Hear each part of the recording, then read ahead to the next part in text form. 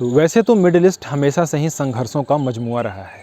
चूँकि इस क्षेत्र में तेल का प्रचंड भंडार है, दुनिया के शक्तिशाली देशों की नज़र हमेशा ही यहाँ पे रहती है, फिर चाहे वो इराक में हो या ईरान में या फिर सीरिया में। फिर दूसरा मुद्दा आता है शिया सुन्नी का, जो कि मध्य पूर्व में टकराव का एक अहम कारण है।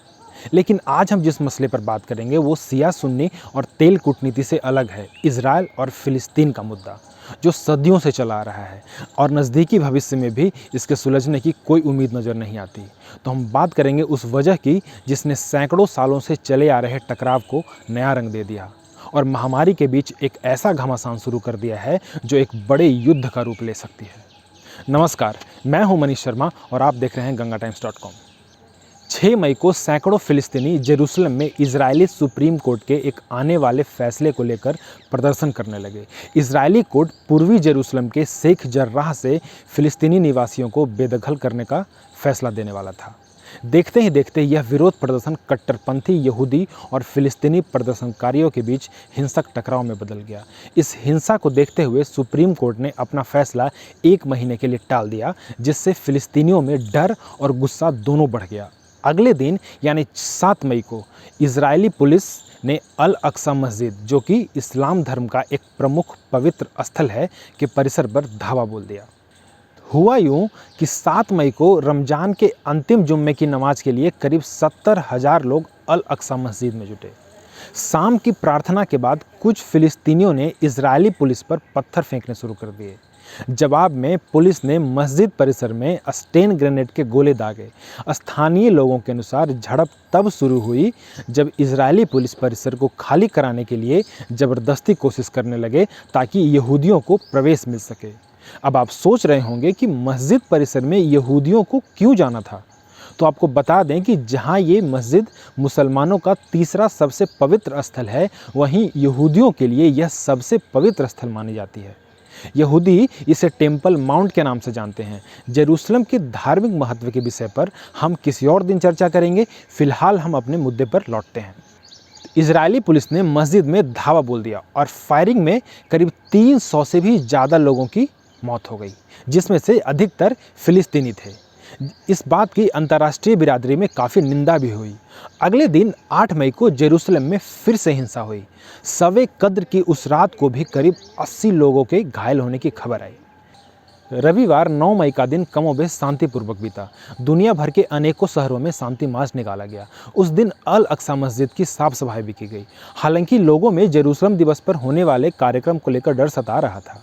जेरूसलम दिवस 1967 के युद्ध में पूर्वी जेरूसलम पर इजराइल के कब्जे की याद में मनाया जाता है। माना जा रहा था कि 10 मई को होने वाले इस कार्यक्रम के दौरान कट्टरपंथी यहूदी अल अक्सा मस्जिद में घुसकर फिलिस्तीन विरोधी नारे लगाने की तैयारी कर रहे हैं। शहर में एक और हिंसा न भड़के, इसके लिए इजरायली सुरक्षा अधिकारियों ने धार्मिक और राजनीतिक नेताओं से किसी भी तरह के प्रदर्शन को बंद करने या टालने का अनुरोध करने लगे। हालांकि अगले दिन जेरूसलम दिवस पर होने वाले फ्लैग मार्च को रद्द कर दिया गया। इजराइल की सुरक्षा बल ने सुबह सुबह मस्जिद परिसर में फिर से धावा बोल दिया।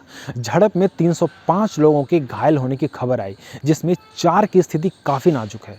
शाम में एक बार फिर से इजरायली पुलिस ने मस्जिद के अंदर बलपूर्वक घुसकर आंसू गैस और साउंड ग्रेनेड के दागे गोले, ताकि भीड़ को तितर बितर किया जा सके। 11 मई को यह विवाद जेरूसलम से चलकर गाजा पट्टी की ओर शिफ्ट हो गई।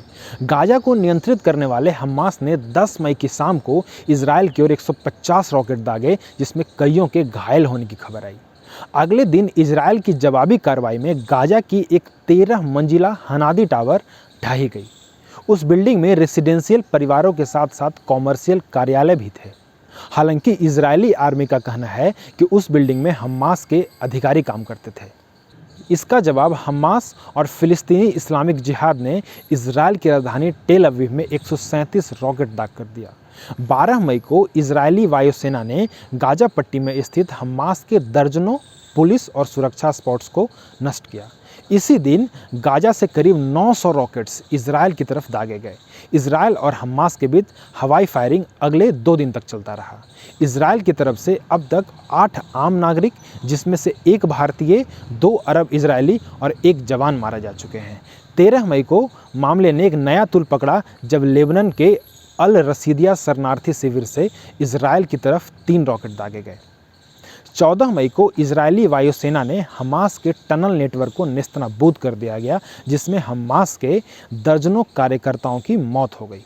वेस्ट बैंक में भी सुरक्षा बलों से झड़प में 14 फिलिस्तीनियों की मौत और 100 से भी ज़्यादा लोगों के घायल होने की खबर आई। हताहतों की संख्या की बात करें तो 14 मई तक गाज़ा पट्टी में 126 की मौत और 950 के घायल होने की सूचना मिली है, जबकि वेस्ट बैंक में 15 फिलिस्तीनियों की मौत और 500 से भी ज़्यादा लोगों के घायल होने की खबर आई है। पूर्वी जेरूसलम में 1 अरब इजरायली की मौत, 300 फिलिस्तीनी घायल और 23 प्रदर्शनकारी अरेस्ट हो चुके हैं। दुनिया भर से तमाम नेताओं की प्रतिक्रियाएं आ रही हैं। सबके सुर करीब करीब एक ही से ही हैं।